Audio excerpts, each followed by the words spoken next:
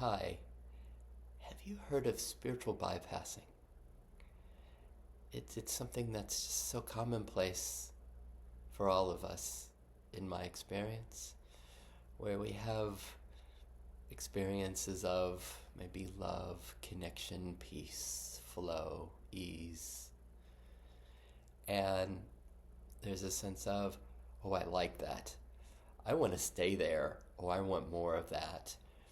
And then we have maybe some parts that come up that aren't so pleasant, like a critic that says, you need to do your homework, or you need to get up and run this morning at 7 a.m., or you cannot eat that dessert. You need to, the discomfort. Often there's shoulds, and then there's a sense of bypassing is just as we get to know more and more kind of experiences of self, experiences of what we describe in Effortless IFS as this ever-present, the sense of the ever-present sky, right? That just gets obscured by the thoughts, feelings, sensations.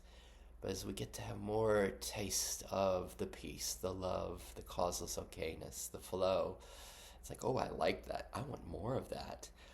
And then we have parts that come up that are like manager parts, spiritual achiever parts, therapist parts, pusher parts. They're like, okay, I can manage things, so I can have more of that. And when those parts that come up that we don't like so much, the ones that have the shoulds and, oh, you need to do this, we can just kind of like push them aside, or even exile them and kind of push them down. It's kind of the whole exiling, pushing down, pushing away what we don't want to feel. And so they have this term spiritual bypassing, right? It's just we kind of go, we take a little detour around those to go back. I just want to be in the sky. I just want to be in the flow, the love, the play, the joy. And for a lot of us, I really tried to do this. When I had my first taste of this, of self, it was shared with me in such a way that it's like, no, you just want this. This is what you want. And there was a sense of even bypassing was the way it was shared with me.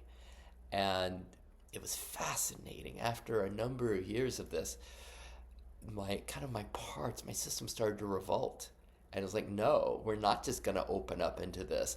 There's a sense of everything needs to be accepted and welcomed and seen. And this is when I almost didn't have a choice but to go to IFS, to go to some process practice like IFS.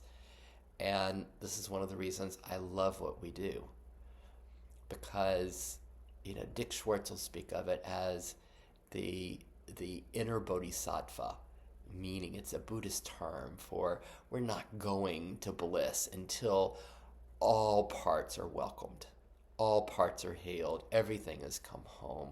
Any contraction, everything has been cared for, met, appreciated, loved. And it's just it's my favorite way.